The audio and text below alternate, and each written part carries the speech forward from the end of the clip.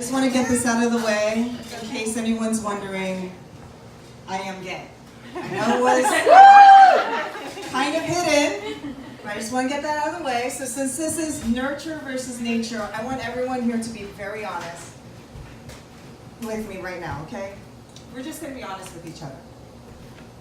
Do you think that I'm gay because I was nurtured to be gay? As in, my mother, the environment, a video game, something made me gay that I saw or encountered or anything. Raise your hand. It's okay. I just want to see. Okay. How many of you think maybe I was born gay and it's nature? 2 hands up. Thank you. All right, thank you. You're wrong. You're all wrong. I choose to be gay every day. Okay? I wake up in the morning and I say, those straight girls just don't have it so good.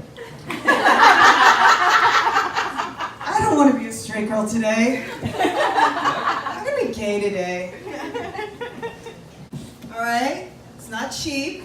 I have to get my hair cut every 2 weeks. It's expensive. I go see Austin down at Front Row Barber, and he cuts my hair. I give him 220s every 2 weeks, okay? This is expensive. So, and I know why my hair, I have to cut it so much. Because when I was 20 years old, my grandmother, she grabbed my hands. She looked me in the eye, and she said, every day, I pray to Jesus Christ to make your hair grow long. Every day. So, I'm competing with Grandma and the Son of God.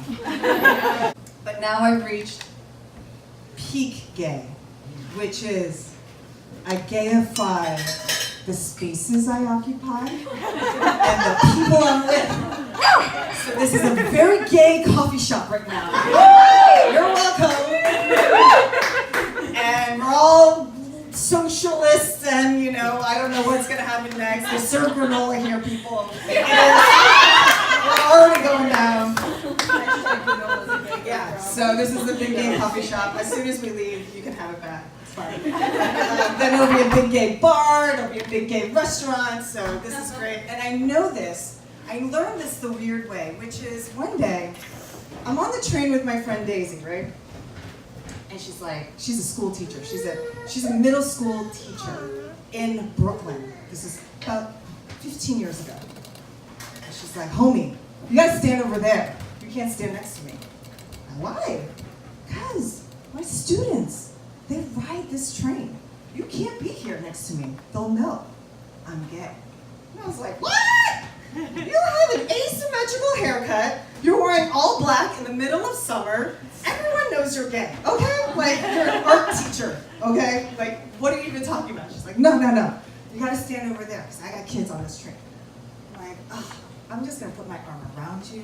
I'm gonna get even closer. And all of a sudden, this 12-year-old girl comes up to her. Hey, Miss Smith. How's it going? She just shoves me like 10 feet that way. I'm like, ugh. She looks at my friend Daisy. She looks at me. She looks at Daisy. Oh, hey. I love you now. I got you. And I was like, oh my God, I'm so sorry. I totally outed you. I had no idea I was going to do that. She's like, I knew, because you're the gayest looking person I know. Same thing happened. Go to visit my friend Amber at work.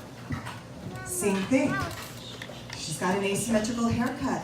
She looks hella gay, in my opinion. I'm hanging out. She's a nanny, watching the kids. We're doing a science experiment. And the parents come home. And they look at me. And they look at Amber. And they look at me. And they're like, did you know that you could have told us sooner about who you are? We are so offended that you didn't feel comfortable telling us about your lifestyle. And Amber was like, thank you so much. I really appreciate this conversation we're having. And I'm like, what? This girl is gay. I don't know. So guys, if you want to join me and leave behind your straight girl life I'm telling you, A, try harder, it's possible, and B, I'll stand next to you anytime.